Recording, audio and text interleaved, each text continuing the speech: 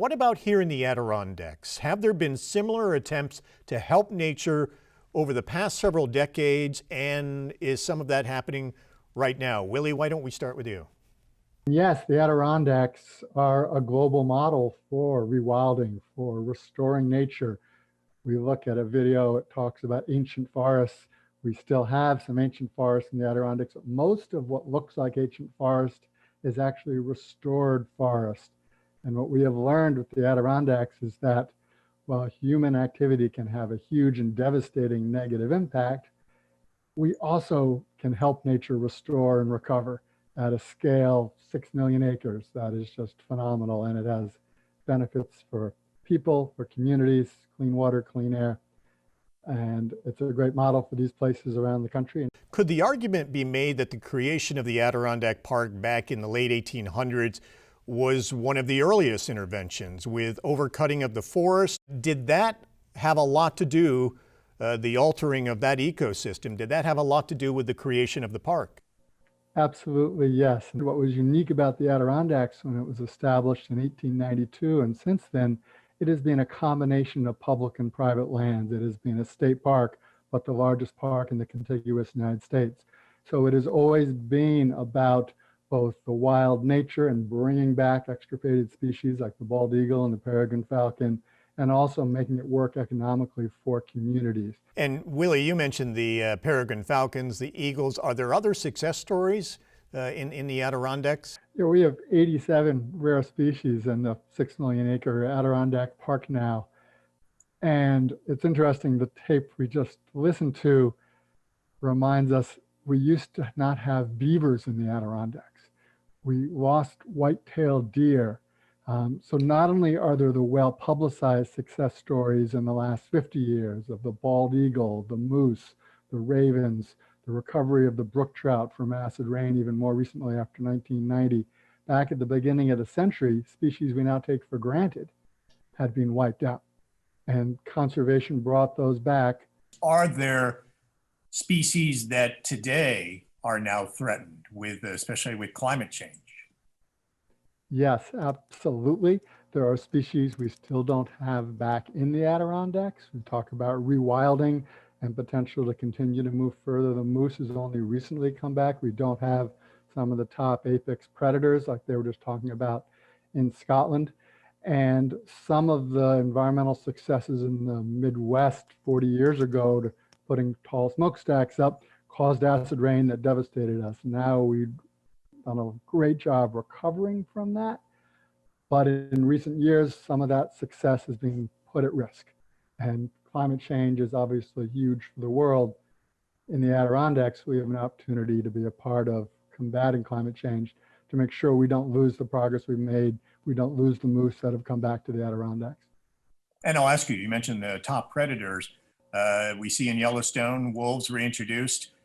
In the Adirondacks, there were wolves, there were mountain lions and cougars, but there's not really a push to bring those top predators back. At one point, there was a push to bring the moose back, and there were concerns, legitimate concerns. And so the focus was on preserving lots of habitat and clean water, and eventually the moose came in. And so the focus of most of the conservation work is making sure we have large intact ecosystems. And at some point that means some degree of wolves come back, many of us would celebrate that. And it would probably be really good for the economy too, in terms of the boost that would bring for tourism, given the experience that Minnesota has had on that. We briefly talked about the Chinook salmon in Washington state, the removal of a dam there. We have seen the removal of a dam just within the past couple of years on the Boquet River. And are there already indications that the Atlantic salmon have returned? Yes, the removal of that dam in Willsboro, restoring that section of the river, and we do have fish moving back up, which is a great success story. The concern now is if we don't address climate change at a global scale and do our part locally, the progress we've made on that and much more is at risk. We know that there's been a push to remove a dam in Plattsburgh, Imperial Dam. There are a number of other dams along the Saranac River. Has there been any talk of any other dams potentially being targeted for removal? There's been talk of doing an assessment. Part of combating climate change is making sure we maximize the renewable energy. The Adirondack North Country gets about 88% in terms of all, and this includes Watertown, Plattsburgh, across 88% of the energy from renewables now. And we want to move that even further with more solar. So we need to look at those dams individually and look at whether or not there's ways to make sure that fish and other species can move up and down, or whether or not they're no longer that important from a renewable energy perspective. But it needs to be done case by case. One final question, Willie and Mike, on this. Are there species we see now here that are arriving in the Adirondacks or have arrived in the Adirondacks that probably have been brought here by climate change? Are we seeing, for example, the sand cranes that we're seeing in Tupper Lake, New York, have never been here before? During the Ice Age, a lot of our forests, of course, in the north where the ice was a mile thick, those forests were lost. And the reason that their forests returned was that they found a refuge in the Great Smokies. Many of us feel that during climate change, the reverse will take place, wherein the southern species will be driven north. And we look forward to the Adirondack experiment showing even more foresight in actually being a refuge during climate change for the plants and animals that won't be able to survive the heat from the south. So there are many things we might lose, however. I think that the spruce grouse are in danger, and we'll undoubtedly lose a few other species. Some people think that the balsam fir is in danger over the long term, nothing really short-lived. But we will gain others, as you had the sandhill cranes, and probably others we hadn't thought of yet will arrive here, and we hope that we still can welcome them as a relatively intact functioning ecosystem. Brittany, some of the projects ADKAction is working on are designed to give nature a helping hand. For example, the Pollinators Project to protect bees and insects and butterflies that are so critical to our ecosystems as pollinators. We started the Pollinator Project in 2016, and it was an outgrowth of an earlier project that was focused specifically on monarch butterflies. One of our founding board members, Marcia Stanley, had a really big soft spot in her heart for monarchs, and she took it upon herself to start the initiative, giving out over 30,000 seed packets with milkweed seeds inside so that folks could start to take that regeneration into their own hands. And over the years of that program, we really started to see an increase in the public awareness of the importance of milkweed and monarchs. And we began partnering with folks like the Wild Center to do tagging events. And so over time, we started to realize, with the onset of colony collapse disorder, which is a phenomenon that causes massive die-offs in domesticated honeybees that are used for agriculture. That started to hit the news, and that got us interested in pollinators more broadly. And then as time went on, we began to realize anything you're doing to try to promote habitat for monarchs as well as these domesticated bee species also benefits the rest of the pollinators.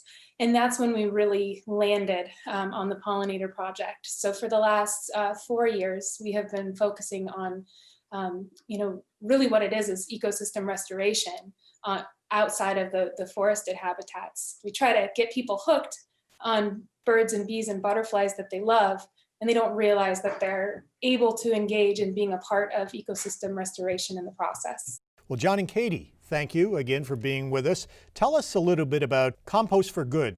We are absolutely passionate about upcycling the nutrients that are found in food waste and lots of other organics.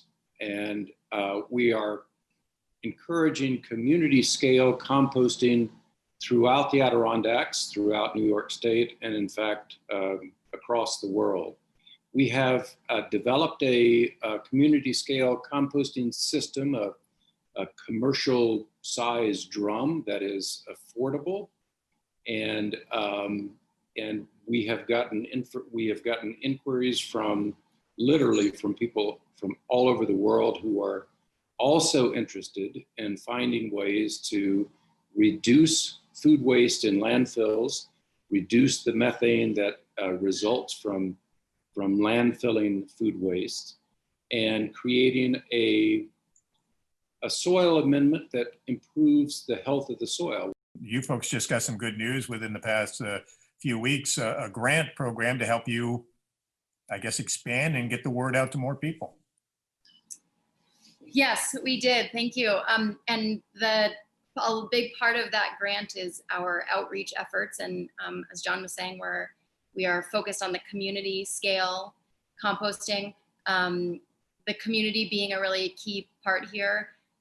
We think composting has he's the compost, I'm the community, right? If we're thinking about community composting.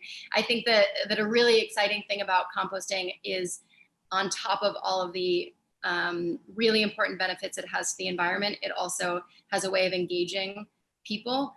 We all eat, we all have food, we're all generating food waste. And so it's a really powerful tool, I think, to loop people in to have some agency over their food system, to make them a part of their food system. Looking at these stories of people, scientists and conservationists doing this work around the world, does it give you hope?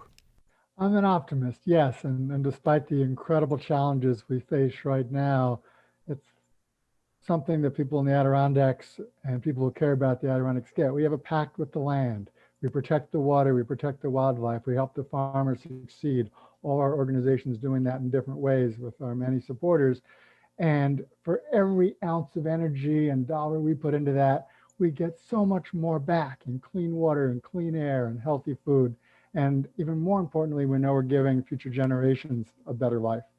So I feel optimistic despite the huge threats like climate change and the Adirondacks literally being loved to death. But I know that we have faced other challenges in the past and that we will face those too. The series featured Bhutan and talked about it being carbon negative. I'm convinced that the Adirondack Park, taken as a whole, is also carbon negative. Of course, that doesn't mean that we don't have work to do in the communities and on the managed landscape like our farms. But with help from people who are using compost, who are protecting their farmland, not only for present, but for future generations, I think they realize that we can do a lot more to remove, not just stop putting carbon into the air, but remove the carbon that's already part of our legacy and that will continue to warm us for many years. But I think that we can do a great deal and show others how to move ahead. And it's very hopeful when we look at the challenges of climate change, what we've been doing here. For me, a really important takeaway from this series and from how I think about my role in nature is that we actually can have a positive impact, and it is our responsibility to figure out how we do that, how to not just be less bad, how to not just take less, but to actually give back and do good. You can watch more of our Zoom interview online, and we're also going to rebroadcast all 3 Age of Nature segments coming up Monday through Wednesday, December 14th through 16th at 2 p.m. It'll be part of our Learning at Home lineup of programming for students who are at home these days, learning remotely. Or you can watch all 3 episodes for a limited time on our website at mountainlake.org.